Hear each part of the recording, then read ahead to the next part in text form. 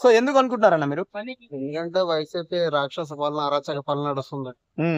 Development లేదు, జాబులు లేవు, ఓకే. రాజధాని లేదు. సో ఇప్పుడు మనము గతంలో చూసుకుంటే 2014 నుంచి 19 వరకు చంద్రబాబు నాయుడు హయాంలో 500 రూపాయలు కరెంట్ బిల్లు వచ్చేది. సో ఇప్పుడు జగన్ అంటే ఇప్పుడు జగన్ గారి పరిపాలనలో 1500 నుంచి 2000 వస్తుందంట కదా. సో దాని మీద మీ అభిప్రాయం ఏంటి? అన్ని రేట్లు పెరిగిపోయినాయి. అట్లా పెంచేసి జనాలకు ఇస్తున్నాడు అవే డబ్బులు. అదే అభివృద్ధి అని చెప్తున్నాడు. మరి సంపూర్ణ మద్యపాన నిషేధం చేసిన తర్వాత మీ ఎలక్షన్ లో మీ ఇంటికి వచ్చి ఓటు అడుగుతా అన్నారు. నిజంగా చేశారనుకుంటున్నారా? చేయలేదు. అన్ని రేట్లు పెంచారు, కొత్త కొత్త బ్రాండ్లు తీశారు. మళ్ళా boom boom brand. Okay.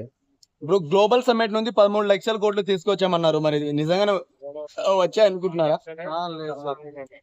Global summit నుంచి 13 లక్షల కోట్లు తీసుకొచ్చామన్నారు. నిజంగానే ఆంధ్ర రాష్ట్రానికి వచ్చాయి అనుకుంటున్నారా? రాలేదు. అవంతా ఒక నాటకం, ఏదో చేస్తున్నామని చూపించాలని అంతే. ఓకే.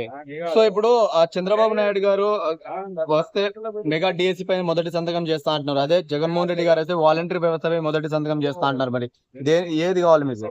మెగా డిఎస్సి బెటర్ కదా. Mega DSC better. ఓకే. ఇప్పుడు బానిసల్లాగా వాలంటీర్లను బానిసల్లాగా వాడుకుని 5,000 ఇచ్చారు. నేను అంటే చంద్రబాబు నాయుడు గారు నేను వాళ్ళని 10,000 ఇచ్చి ఆదుకుంటా అంటున్నారు కదా. సో దాని మీద మీ అభిప్రాయం ఏంటి? అంటే డబ్బులు ఇస్తున్నాడు కాబట్టి కొంచెం పర్వాలేదు. ఓకే. సూపర్ 6 పథకాలు పెట్టారు కదా. సో దాని మీద మీ అభిప్రాయం ఏంటి? స్కీమ్ బానే ఉన్నాయి, మరి ఇంప్లిమెంట్ అయితే బానే ఉంటది. ఓకే. సో ఇప్పుడు జగన్ గారిని రీసెంట్ గా రాయితో కొట్టారు, రాళ్ల దాడి జరిగింది. సో దాని మీద మీ అభిప్రాయం ఏంటి? అది అంతా ఎలక్షన్ ముందు ఒక స్టంట్ అన్న. అప్పుడు ఓకే. సో ఇప్పుడు ఓవరాల్ గా ఒక్క మాటలో నెక్స్ట్ సీఎం ఎవరు అనుకుంటున్నారు మీరు? చంద్రబాబు. Okay, thanks.